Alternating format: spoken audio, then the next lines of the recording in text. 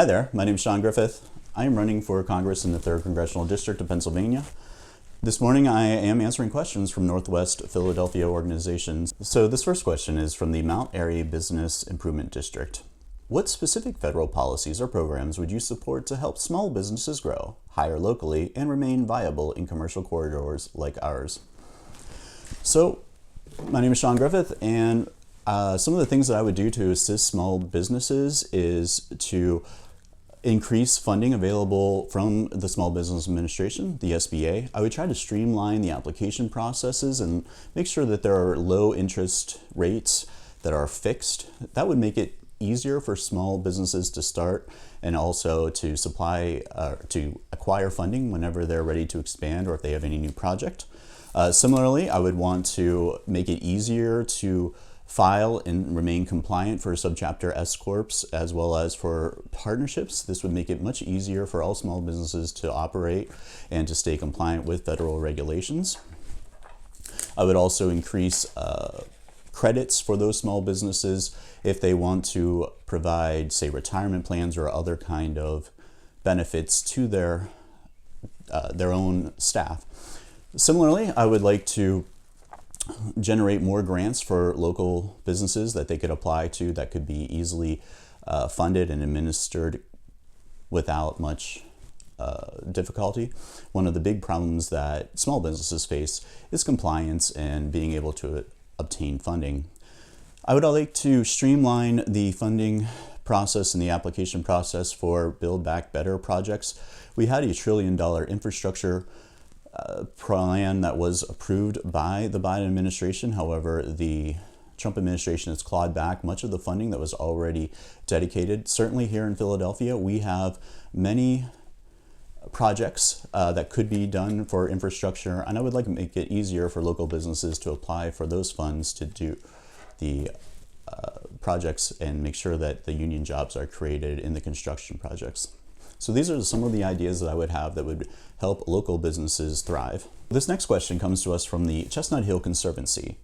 How would you support federal funding and policy that help communities preserve historic buildings, protect open space and watershed resources, and expand access to local history? So thank you, Chestnut Hill Conservancy. Here are some thoughts that I would have. First, I would like to increase funding for the preservation of historic buildings. As we filmed this morning, we are actually in a designated historic building built in 1880 that commemorates some of the historic history of Roxborough.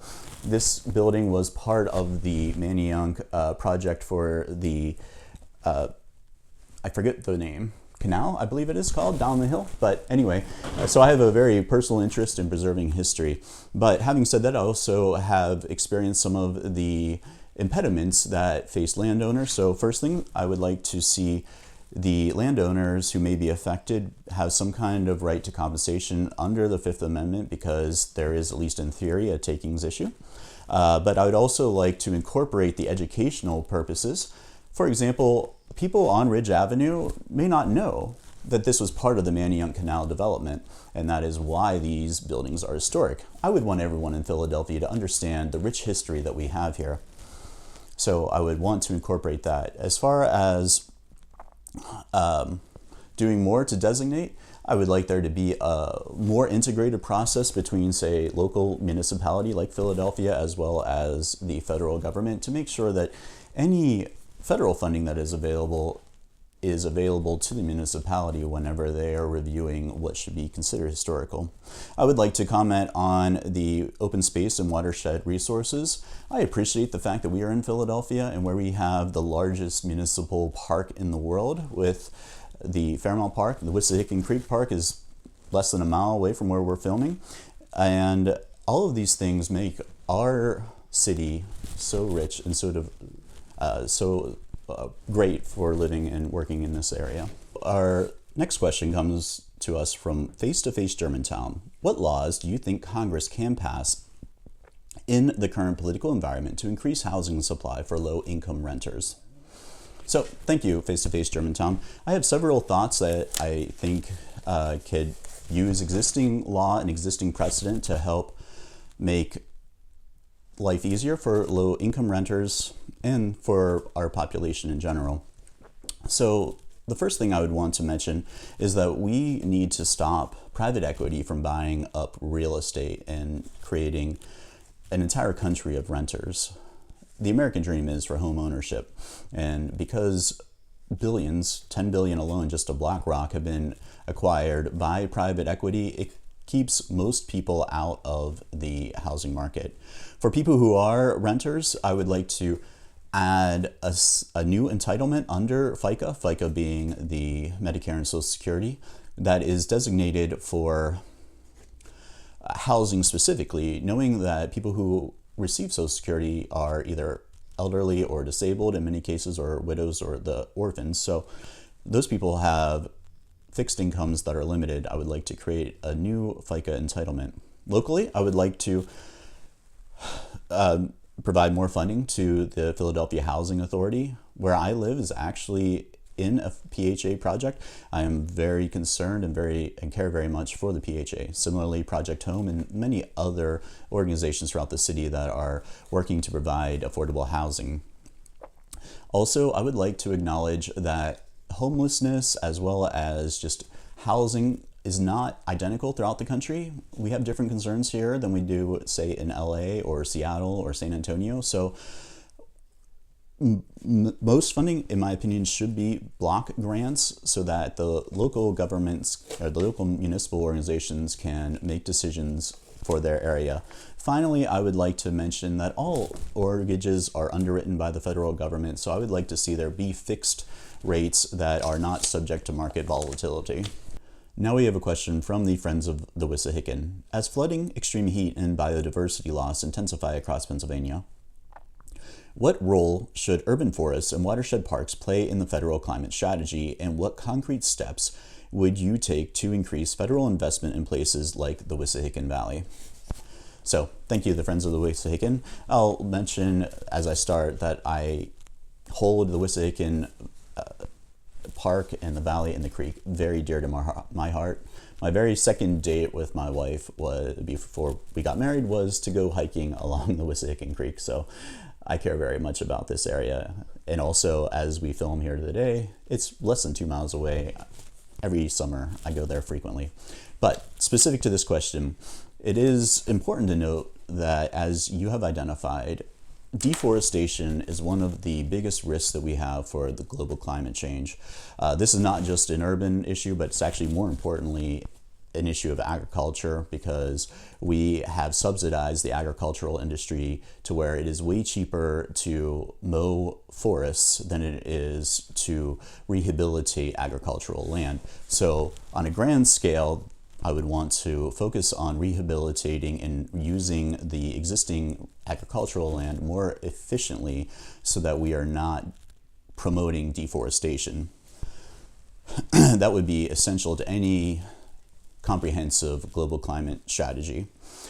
Specific to our local area and the many parks throughout the country that help preserve watersheds and local forests, I would want to make it easier, streamline any kind of grant processes, and also I would like to see some kind of partnership between the Department of Interior that regulates national parks with municipal and state parks so that we can take advantage of tourism, of grant programs, the very things that make national parks economically feasible, make them available to municipal parks as well as state parks. I think this is a comprehensive plan to preserve our existing watersheds, both locally and nationally, as well as our existing forests. Our final question for this morning comes to us from West Mount Airy Neighbors. Can you recall a moment from your career where you wish you did things differently? What did you learn from that experience? Thank you, West Mount Airy Neighbors. So I am grateful to have had a varied career over the past 25 years or so since I went to law school. I have had the opportunity to represent criminal defendants and make sure that they were given due process. I've had the opportunity to defend the environment by suing polluters in both the Bay Area, San Francisco, as well as Western Pennsylvania, protecting landowners from the oil and gas industry that was exploiting very old leases. Likewise, I was able to serve our state as an appeals referee for roughly 15 years, deciding on employment appeals, and most importantly, getting to know many of the people here in Northwest Philadelphia, particularly in Roxborough, where we have operated USA Tax Service. I've helped several small businesses, hundreds of small businesses, and thousands of local residents resolve various tax issues.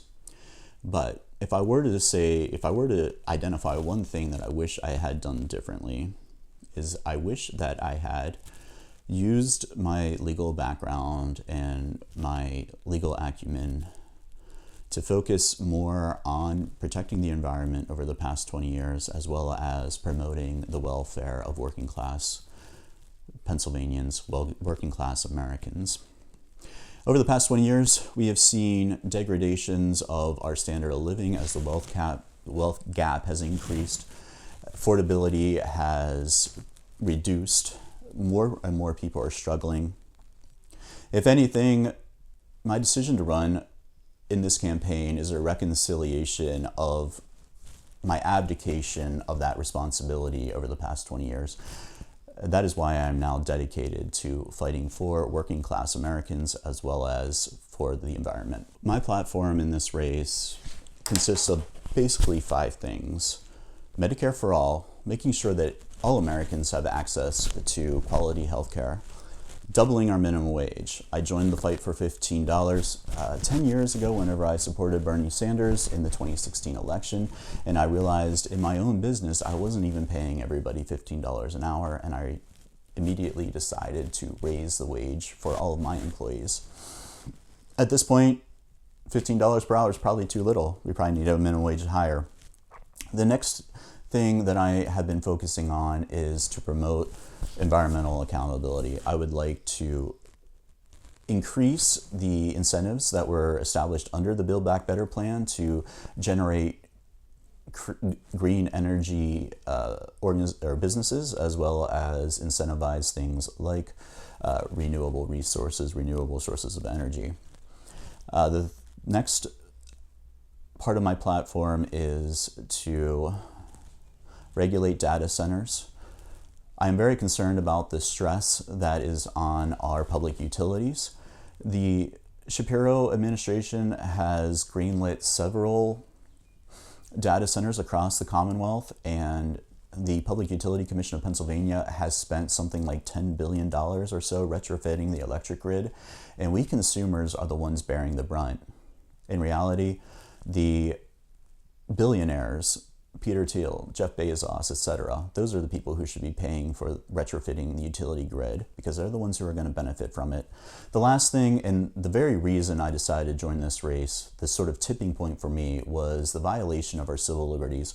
Watching ICE detain people, deport people, even shoot people without due process is, for me, a Rubicon that cannot be crossed. My name is Shaun Griffith. I want to thank the various organizations who organized this interview, the various organizations from Northwest Philadelphia. I appreciate you taking the time and the energy to learn about the campaign. May 19th is a primary. I ask that you vote for Shaun Griffith.